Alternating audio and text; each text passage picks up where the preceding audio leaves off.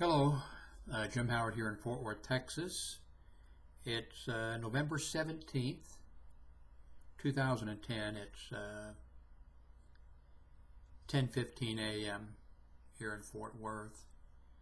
It's 57 degrees. It's a nice day out. I haven't recorded one of these in a week or so, or 2 weeks or something, so got some items I want to cover that have been in the news. There was a article on CNN, it was on CNN Health, about hospitals can be fatal. And it talks about the large number of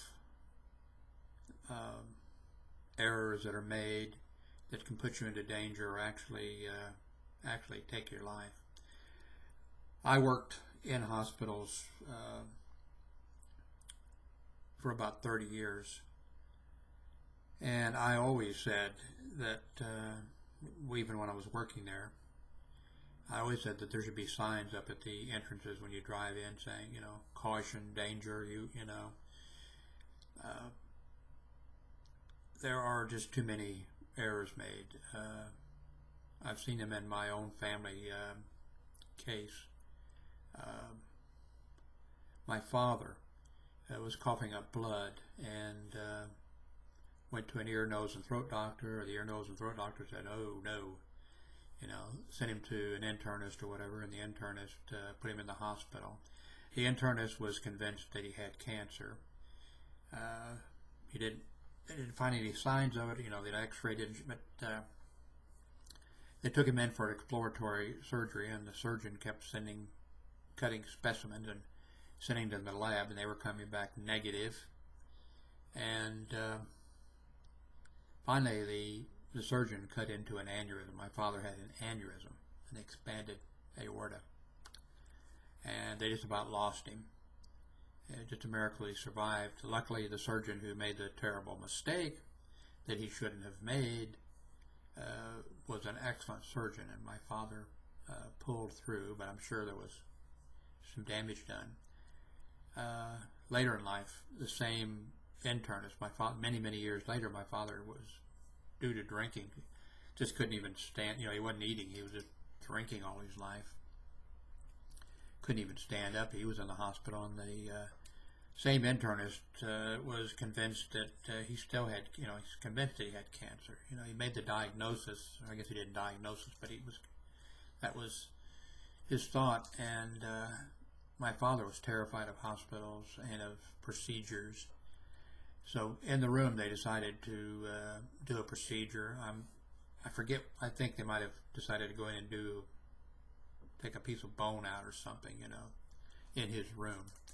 And my father coded and had to go on life support. I'm sure my father, either they did something wrong when they were doing it, intubated him wrong, or whatever they did wrong, or he just out of fear. But I know of other cases. I worked in a hospital where there was a nurse that I said, "This nurse is totally incompetent." I was telling the other nurses, I said, "Does this person really have a license?"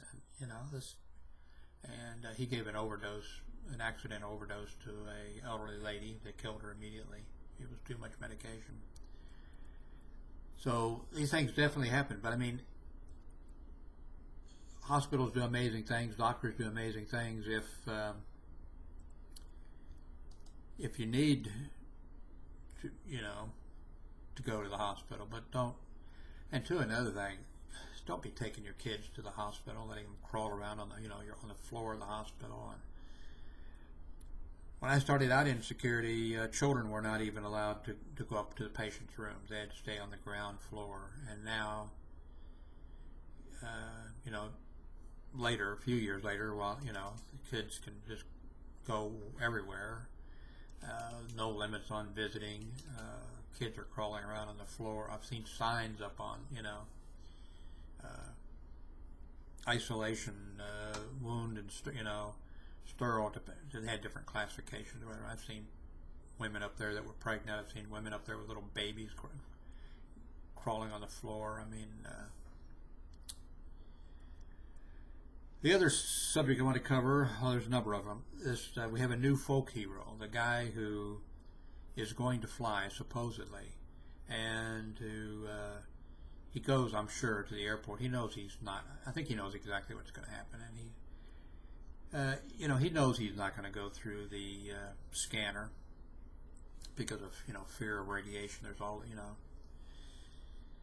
and then he turns on his cell phone, and then he creates an incident with the pat down, and I'm sure you've all heard the story. And now we've got Republicans again, congressmen calling for doing away with TSA and replacing them with contract guards like Pinkerton, Burns, and Wells Fargo, the kind of guards we had at the time of 9/11, and the type of guards we found out, the security situation we found out that wasn't adequate. And now we have Republicans wanting to privatize the TSA again. We got people saying that they're not going to go through the scanner, they're not going to have the pat downs. If you want to fly,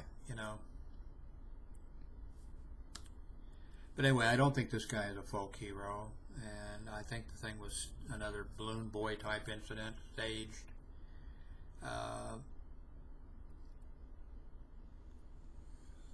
I know a little bit about radiation, but yeah, there should be congressional hearings and an investigation into, are these machines really safe, which I'm sure they are.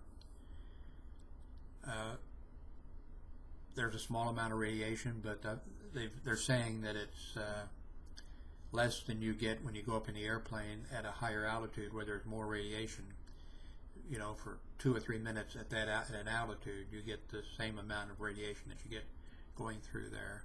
But I can understand people's fear of radiation. It's, when I was a kid, all the movies, all the monsters, in these movies were all created by radiation. I can understand a primal fear of radiation. So if you have a fear of radiation, I don't understand the thing of, not wanting them to image your body. The face is automatically blanked out or whatever. The images are not saved or stored. The person is in another area that has that image on the screen. Now, I saw a site, I think it was gizmo.com, that has some pictures of saved images. It's not of the good images. I mean, the images are really blurry, You can't hardly tell they're a human being just except by the shape.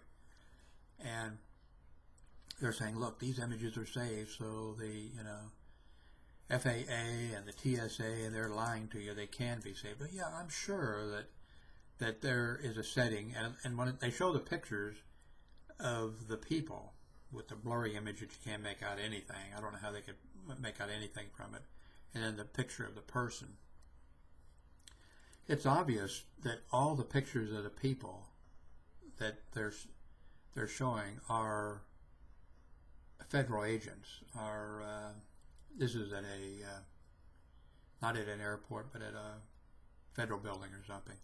It's obvious when you look at the pictures of the people that they're federal agents. And what undoubtedly was happening was they were sending these federal agents through armed, and a picture was being saved, and then they're showing the operators, okay, here's what you need to look for in this image.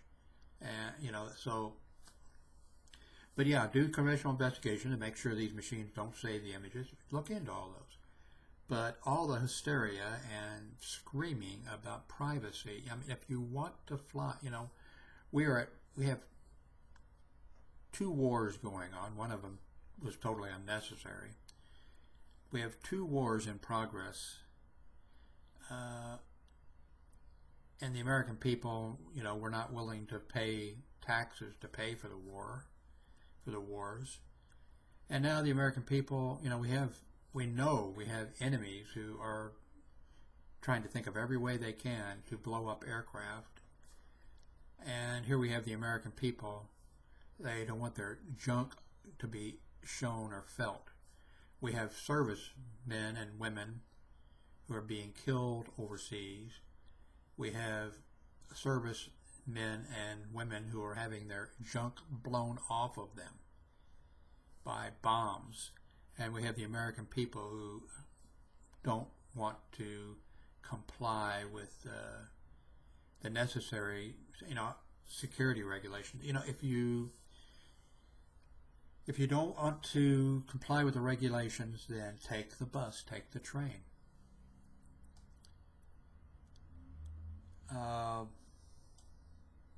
This is already 10 minutes, but let me jump on to another subject. I was so proud of a town in, I think, Fulton, Missouri, and in Texas at the church. What's that church? The West Broward Baptist Church. Went to protest, and the town turned out and just, blocked them from protesting, and they had to, leave town with their vehicle, and they went down. It's a small town. They went out on the highway and down on a gravel country road or whatever, and they pulled up there, and they got it with nobody there, and they hold their signs up and take a picture, and they put it on their website, hey, we protested in Fulton. No, they didn't. They got run out of town. Well, in McAlester, Oklahoma, there was a funeral of Sergeant Jason McCluskey, and the scum from the Westboro Baptist Church showed up to protest it, and the people in the town showed up to counter-protest. And after the protest was over, the WBC people went to their van to leave town, and they had 2 flat tires. Their tires had been slashed, the front passenger side and the rear passenger side. Now, I don't approve of that. These people, even though they are the lowest of scum, to protest where they do and to say what they do, I just hate their guts. But I don't approve of any, they have the legal, constitutional freedom of speech rights. We have to give these rights to everyone. That's what makes America great, and that's one of the things that our servicemen are fighting for and losing their lives for and being severely injured for. But I love it. I don't approve of the vandalism against them, but I saw, it's on my blog, I'll put the link, but you can see the picture of their car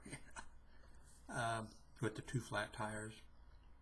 And then there's a video, and you don't see but you can, at the end of the video, a police car is following their van out, and there's so many people you can't see the side of the van, but you can hear the crowd cheering because the crowd they can see that they got 2 flat tires.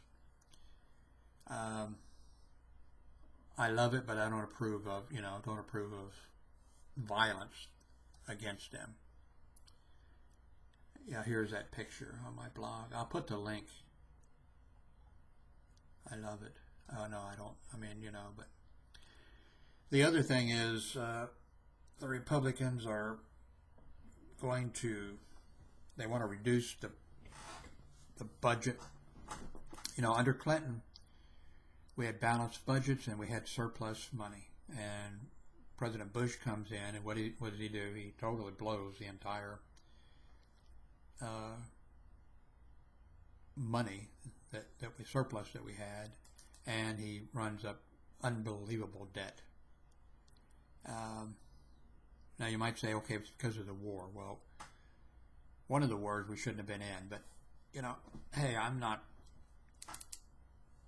an expert in any area, but I said in my blog repeatedly that we should not be going into Iraq. We had no business going into Iraq. I said if anybody if there was a problem, the people in the countries in the area, they needed to take care of their own problem. I said we shouldn't be going in there. I said, okay, then I said on my blog, okay, if we're going in, it looks like we're going to go in, then we need to pass a tax, and every American needs to pay for the war.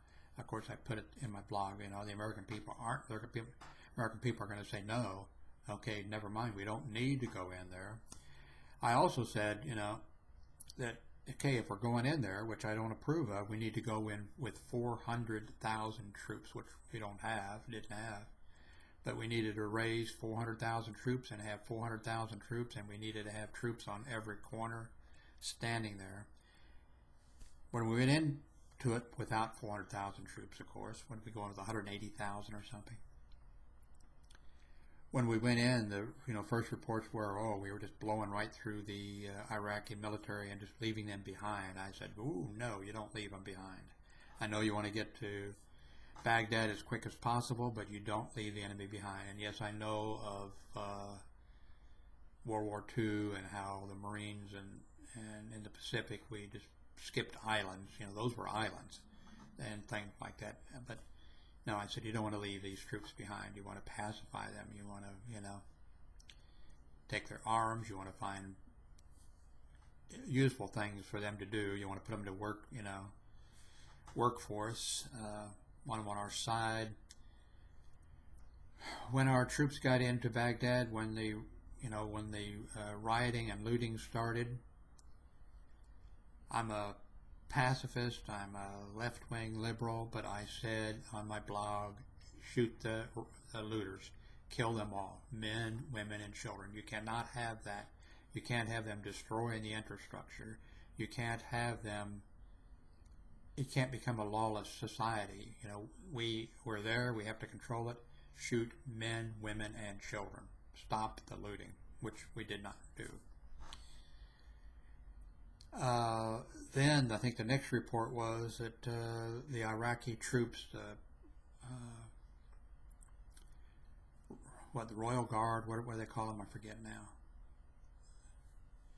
Were coming home, walking, and they're going through our, going through our lines. I said, no, take these people and find something for them to do, put them to work, pay them. Do not let them just go back to, so everything was done wrong. Now you have the Republicans who blew the budget, did all these things wrong, and you have them. They passed a tax cut when we were at war for the rich, which busted the budget big time, which put us into debt big time. And so now they want to renew it and do it again. They want to they want to give $600 billion of tax money to people who are making more than $250,000 a year. They insist on it, the Republicans, to a man. Every one of the Republicans give the rich people, give the people making more than $250,000 a year, give them this $600 billion. The Republicans do not want to fund more unemployment insurance for the unemployed, 9% of the people or whatever. Their attitude is, fuck them. I put on my blog, had a couple blog postings there, and I said, let's do this. We can reduce the unemployment rate for a year to 0. We can make it go to 0. There'll be 0 unemployed in the United States as far as applying for unemployment. How do we do that? We do not give the $600 billion to people making more than $250,000. What we do is we take the 15 million people who are unemployed, that 9%, and we divide that 15 million into $600 billion, and it comes out $40,000 per person. We just give them each $40,000. We can tell them, actually we couldn't because of our Constitution, but we could tell them, we'd have a hat and say, okay, you pray for President Obama for a year, and that's your job. Here's $40,000. You're no longer employed. Here, you go out and every day just make sure that the sidewalk in front of your house is clean. $40,000. You're not unemployed for this year. Of course, I'm being a little bit trying to be a little funny, but yes, take that money and make those people, ask those people if they want to come up with a business plan, you know, and give them $40,000. You know, you want to buy a push cart and sell hot dogs on the street, you know, the city where you live or whatever. Allow multiple people to come together and actually have to present a viable business plan for starting a business. You know, 4 or 5 people come together, and I don't know how much a McDonald's franchise cost or whatever, but they let them buy a franchise and employ people. Because I've said on my blog, always, you know, giving money to the rich does not create jobs. The Republicans insist that if we give $600 billion, which we did, and it didn't create any jobs. Do you know one job that was created because we gave this $600 billion to rich people? I don't know of any. They don't create. If they want to create jobs, if they want to start a business or do something, they're going to do it in order to make, you know, to make money. You don't have to give them $600 billion. You want to give that $600 billion to, and you know, I understand if you're going to, if you gave me, if I were unemployed, I'm retired, but if I was unemployed, if you gave me $40,000, $40,000. I might go to the casino and spend $40,000 in order to win a jackpot. I might go out and buy $40,000 worth of lottery tickets because I was just convinced I was going to win or something. I understand, you know, but I mean, you could really do something creative if you didn't use, you know, one, you could not give the $600 billion to the rich people, and we've saved $600 billion.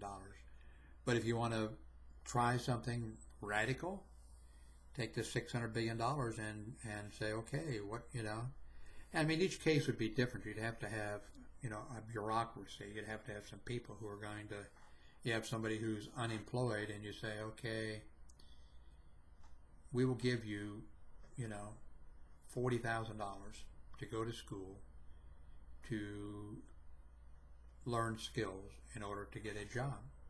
And you would do it, you know, number one, you'd have a list of jobs where there were, you know, welders or mathematicians or whatever it is, you know. I mean, you don't hire somebody, you don't let somebody say, go to school to